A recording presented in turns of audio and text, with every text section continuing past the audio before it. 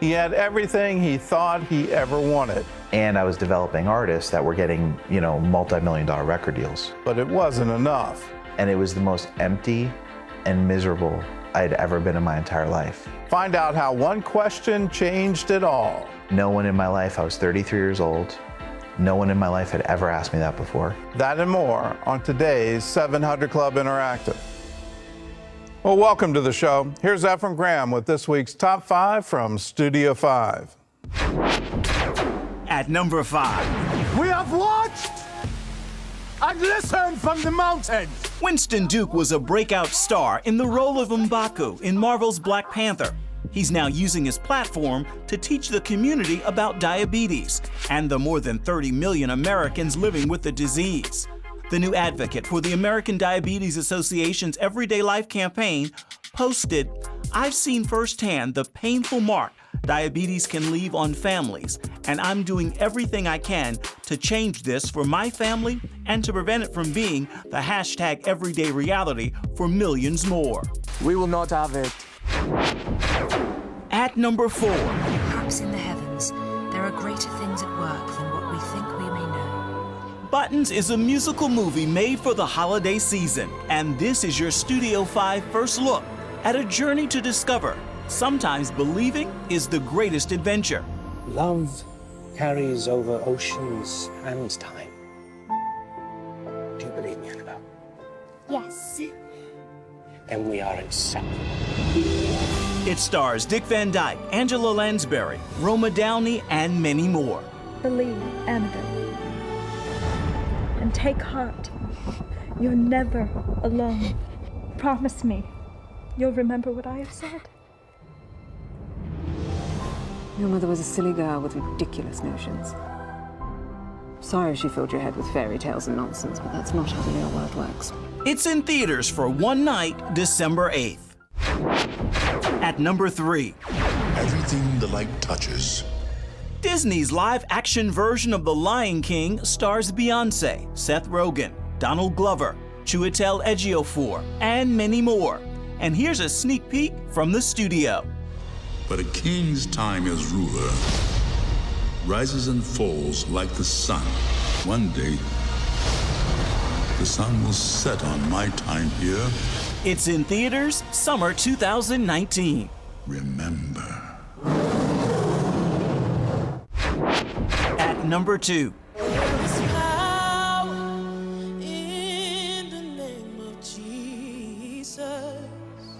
NBC's The Voice sounds more like a worship meeting, at least lately.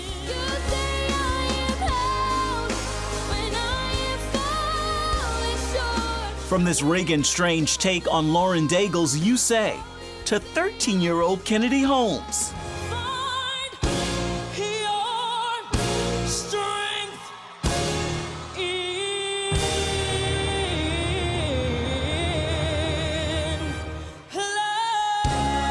And then there's Kimberly Joy.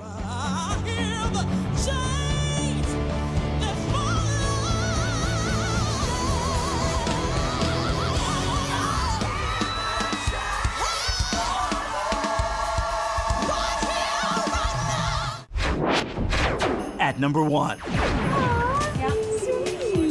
That's Duck Dynasty's Sadie Robertson, helping to bring the pages of World Vision's annual gift catalog to life in New York City. This is for women in the U.S. who are coming out of really hard situations. At this pop-up shop inside Bryant Park's iconic Winter Village, we caught up with her, encouraging her many fans to give back and support the work of the humanitarian organization. What makes you want to be a part of this? Oh man, I love it. World Vision is so great because, there's so many organizations out there, but this one gives to over 100 countries, and including this one, and also it's like across the board. I mean, they don't just sponsor children, they give animals, they give water, they do it all. And so for me to be here and people in America to actually get to see what they do, I mean, it's awesome. Well, Sadie Robertson giving back to World Vision. They're teaming up. Tell us about it. She has already adopted 2 kids from World Vision just from being at that village 2 wow. days ago. She said, I read the stories and I adopted 2. I'm going to stop reading because I'll probably adopt more.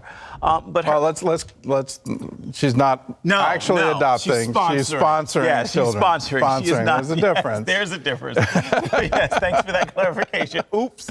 No, she is already sponsoring 2 as a result.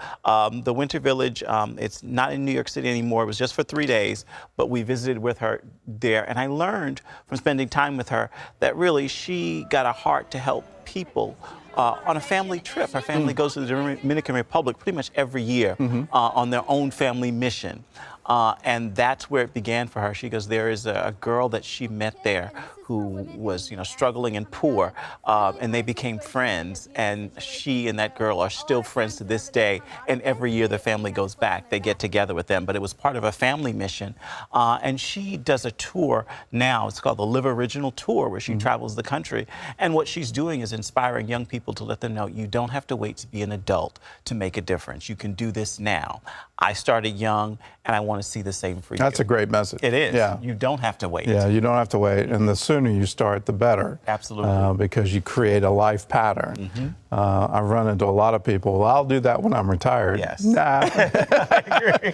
Nah, you got to start now. Right. Having spent that time with her, I told her, I said, well, the next Live Original Tour, I've got an 11-year-old daughter. She will be at one of those stops because she needs to get that message as well. And Sadie is really adept at giving it to them and connecting with these young people. All right, what's going on with The Voice? It seems like it's become, the gospel hour. I was watching the other night. I said, wait a minute. So I started looking up some of these talents, and all of them have ties to the church. We have there, you're looking at Kennedy Holmes. She is only 13 years old. No. 13! Can you believe it? With that voice? Yes. That is Kimberly Joy you're looking at right there. She is actually the worship leader at her parents' church in Connecticut. She's already done backup for gospel recording artist J.J. Hairston and another. That is Reagan Strange. She's only 14, and she's from Memphis, Tennessee, also raised in the church. Their voice is amazing. I think that's one of the untold stories about vocal talent in America is that you usually see them trained in church. Absolutely. And that seems to be the place that all of this starts to develop. All of them. I think one of them started singing to her mom at 2, and immediately the church was a great platform for her to begin. It was like, okay, you're 2, yes, we'll put you up, and it's beautiful to see. All right. That they have not lost that faith or their drive to sing gospel music, even on that stage. Lion King, is this scene by scene, shot by shot? This will come. If I've seen the Summer 2019 animated movie, I think so. This coming summer. 2019 is, next summer. Just around the corner. Just around the corner. That was Disney's first take. How to tell when you're getting old. Yeah, no. Like, that's next, it's coming. Wait a minute.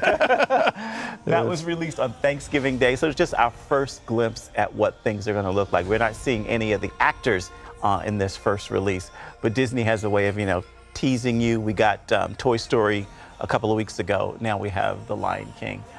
That's actually my favorite Disney movie, so I'm looking forward to see what they do with it. Yeah, it is. Your favorite all time? It's my favorite all time. To this day, I still watch it with a notebook. This is like a breaking news story. It's my favorite. You watch it with a notebook? I watch it with a notes. I'm taking notes. Why are you taking notes? They're life lessons and things like, oh, okay.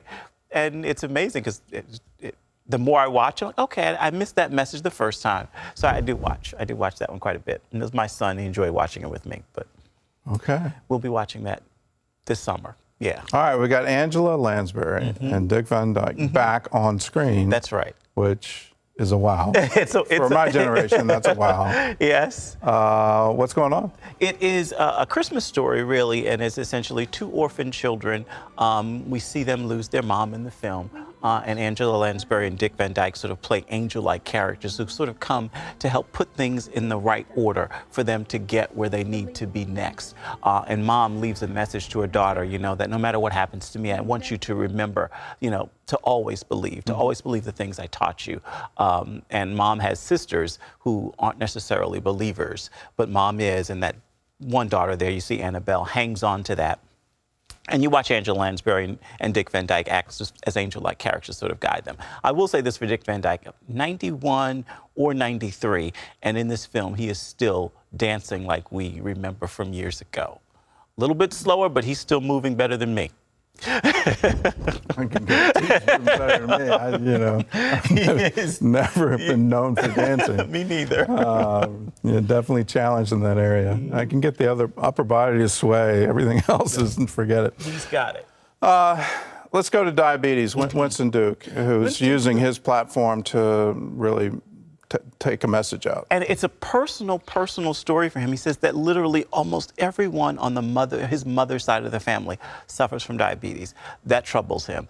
His mom... Is it type 1 or type 2? I'm not sure. He didn't say which, but he did say that his mom lost her mother when she was just 16 years old. Mom died because of complication with diabetes. She was just 52. And he feels like, the disease robbed him of an opportunity to ever meet his grandmother, and that troubled him. So he's now a spokesperson for the American Diabetes Association, but even before this, he launched a clothing line after Black Panther, and all the proceeds went to diabetes research, and that was the sole purpose. He goes, okay, I'm a breakout star in this film. How can I use this to make a difference in this regard? And he encourages anyone who has family members or know of someone affected by diabetes, you become a spokesperson because it doesn't have to be fatal. But yeah, this is one where definitely there's hope. Yes. And if you can get into the insulin pump and have that be automatic, then the horrible consequences where you can lose your feet, you can go blind, heart problems, all kinds of effects. That insulin pump goes a long way, but the research is very promising as well. Amen. Can we get to a point where your body can create normal insulin production? And let's go right at not just type 2, but type 1, and let's see what we can do there. That is the prayer. Research is important, so way to go, Winston Duke. Keep doing it. Yes, please. Well, for all the latest in entertainment news, check out Ephraim's weekly show. It's called Studio 5. You can watch it online at cbn.com/Studio 5. You can also watch it on the CBN News Channel at cbnnewschannel.com. Well, up next, the girl who was taught never say can't, even though she was born without legs. And instead of them coming at me with negativity and questions and all the reasons why I couldn't, they said, okay, I know you're gonna figure it out. Hear how she became a champion gymnast when we come back. Gymnastics runs in Jen Bricker's veins. In fact, her sister won an Olympic gold. But that doesn't mean the sport came easily to Jen. Few things in life to have. That's because Jen Bricker has no legs. And yet her biggest struggle had nothing to do with the way she was born. A spiritual warrior, physical warrior, all over the world. God made me a warrior.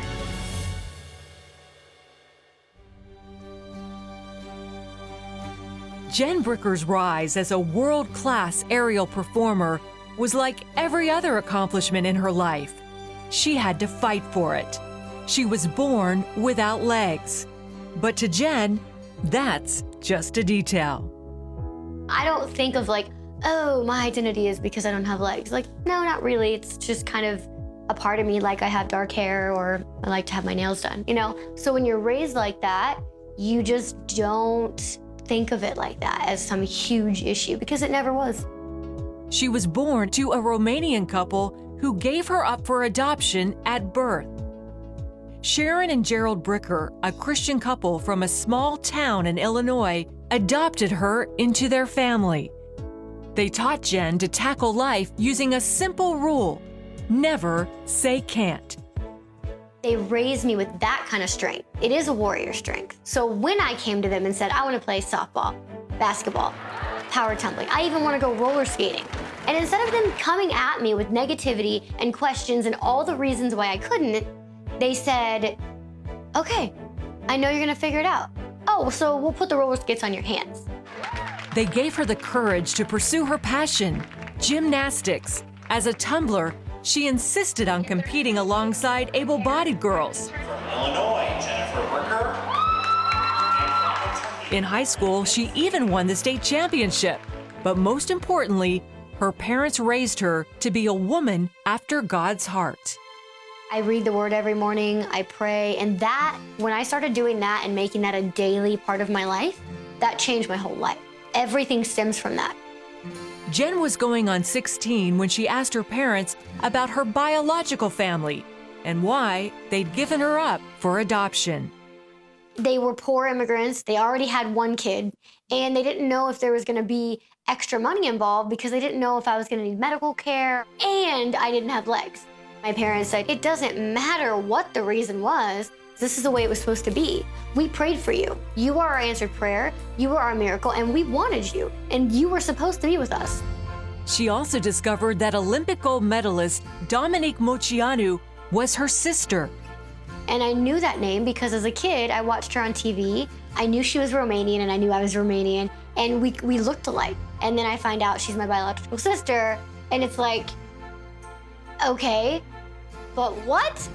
She reached out to her and began building a relationship with her biological family. Her father passed away before they could meet, but she learned that he drove the decision to give her up for adoption. The thing I didn't know, though, and that I did learn when I met my biological mother, is she wasn't even allowed to hold me after I was born, and it was a really dark and sad time for her in her life, and something that she's still getting over. After high school, Jen did an internship at Disney World. It was then she decided to pursue a career as an acrobatic performer. It was a fight from the start. I'm overweight, I'm a newbie, I'm not an aerialist, I'm not an acrobat. No one like me had ever been an acrobat or an aerialist, so nobody wanted to hire me. Everybody was afraid of how an audience would react, what people would think, how it made people feel. The one person who did believe in her was her partner, Nate Crawford. They pressed on and soon started booking gigs. Then, in 2009, they got their big break, performing with Britney Spears on her world tour. We were a featured act on the highest grossing tour in the world. When we were on, everybody was watching us. I had a choice to either totally succeed or fail miserably. They were not afraid to fire anybody. The pressure was unbelievable. The tour was a success, but afterwards, Jen would face one of the toughest battles in her life. Back into training, she started obsessing about her weight and appearance. She constantly looked into mirrors, unable to control the thoughts that told her she was ugly. It didn't matter if everybody in the whole entire world would have told me that I was beautiful. That wasn't the point. The point was like what was going on in my own head. My quality of life was so low, and I just was not who I was, and I didn't know how to get out. Jen realized she needed to take action when a close friend asked her about her drastic weight loss. Lent was approaching, so she decided to cover up her mirror with a collage of pictures of family and friends for 40 days and seek God for help. And the most amazing thing happened when I did it. I realized that there was so much joy and excitement and happiness coming back from the mirror. No one could get me out of that. Only God. And literally repeating scriptures out loud multiple times a day. Choosing joy when I did not want to be joyful. Choosing that I was gonna overcome that day and it was not gonna overcome me. Choosing to love myself and feel beautiful when I felt so fat even though I was so small. It was a long time to come on the other side of that. I learned so much from that and I came out a warrior. Jen performs her act all over the world. She's also a motivational speaker and recently released her autobiography.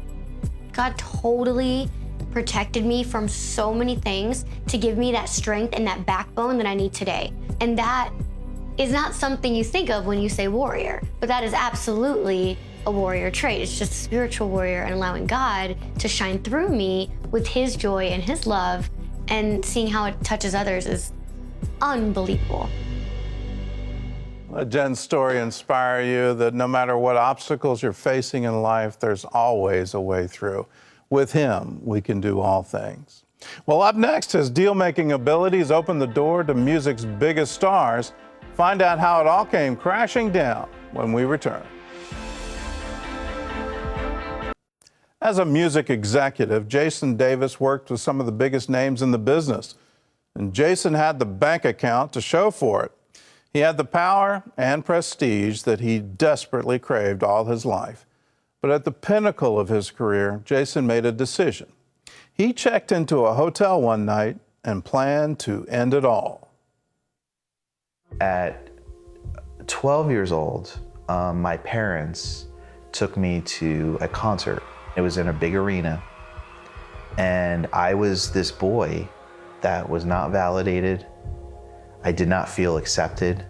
I did not feel noticed. And here was this guy on stage in front of 20,000 people, in a sense being worshiped and loved. Jason Davis started writing songs and performing them with his friend Chris. By high school, Jason knew where he was headed.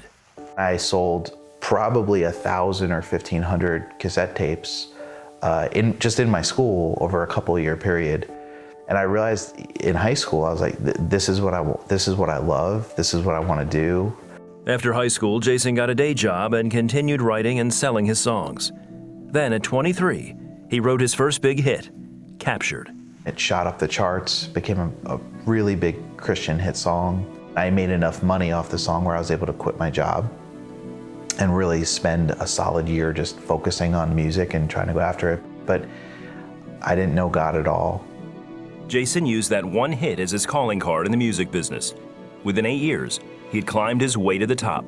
I was taking meetings with Dr. Dre's people, Eminem's people, worked with the band Sugar Ray, Snoop Dogg, used to have tons of meetings with Jay-Z, and I was developing artists that were getting, multi-million-dollar record deals. Had all the money that I could ever ask for, had everything that I dreamed of, everything. And it was the most empty and miserable I'd ever been in my entire life, because I realized that I'd gotten everything that I wanted, and I still did not feel loved. I still did not feel like I had love in my life. And when there was nothing left to buy and nothing left to distract me, I got to the point where I said, if this is it, if this is what years and years and years of killing myself produces, if this is what making it looks like, I don't want to be here anymore. And the next day, I went out and I bought 3 bottles of sleeping pills. I checked myself into the Ritz-Carlton, and I was committed that I was not going to check out.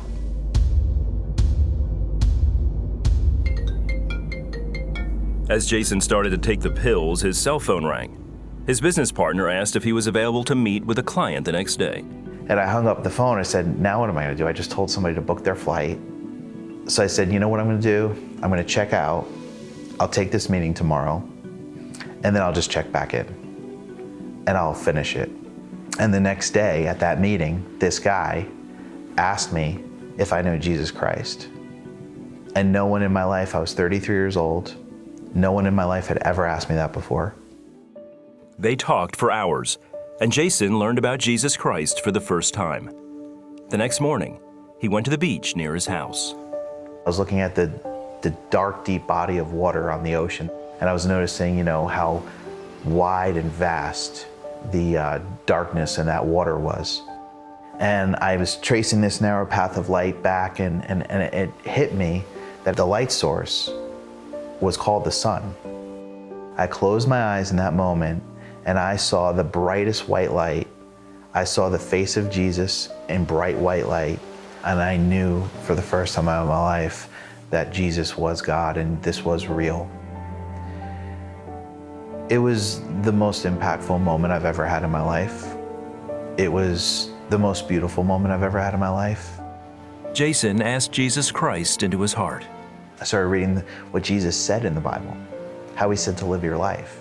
I hurt a lot of people in my childhood, a lot of people in my teenage years, a lot of people in my 20s. And to know that I was actually loved and forgiven despite all that drew me to God in a way that he had my heart. And that's when I noticed my life changing. 180-degree change. my thoughts started changing, my heart started changing, my view of people started changing. Jason doesn't write much these days, but still works in the music industry. Now married, he and his wife Heather manage several musicians and performing artists. I love Christian music personally, but I also love helping people with a dream that God planted in them. My work is no longer about me getting gratification or getting satisfaction. It's about me pouring into others, loving others, caring and fighting for others. And that is a radical change from where I was, and the only thing that changed was Jesus. And that same change can happen to you. What's happened to others can happen to you. Maybe you're like Jason. Maybe you've achieved things in this world. Maybe you've gotten a measure of success, however you measure that. And you're going, well, if this is all there is, well, now what? Now what do I do? Well, let me ask you the same question that Jason was asked. Have you met Jesus? Do you know that he's real? Do you know that he is a God, the living God, the God? Do you know any of that? Well, if you don't know that, then you haven't really lived. Because the Bible is very clear. Solomon wrote it so long ago that he has placed eternity in our hearts. Solomon achieved a great deal in this world. He built many things. He sampled everything there was to sample. He said, I've lived it all. And here's my conclusion. It's the only thing to do is to follow what God says to do. Now, that eternity that's in your heart can only be filled by the Eternal One.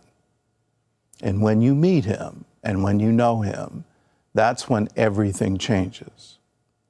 This isn't something you acquire secondhand. This isn't something you even acquire intellectually.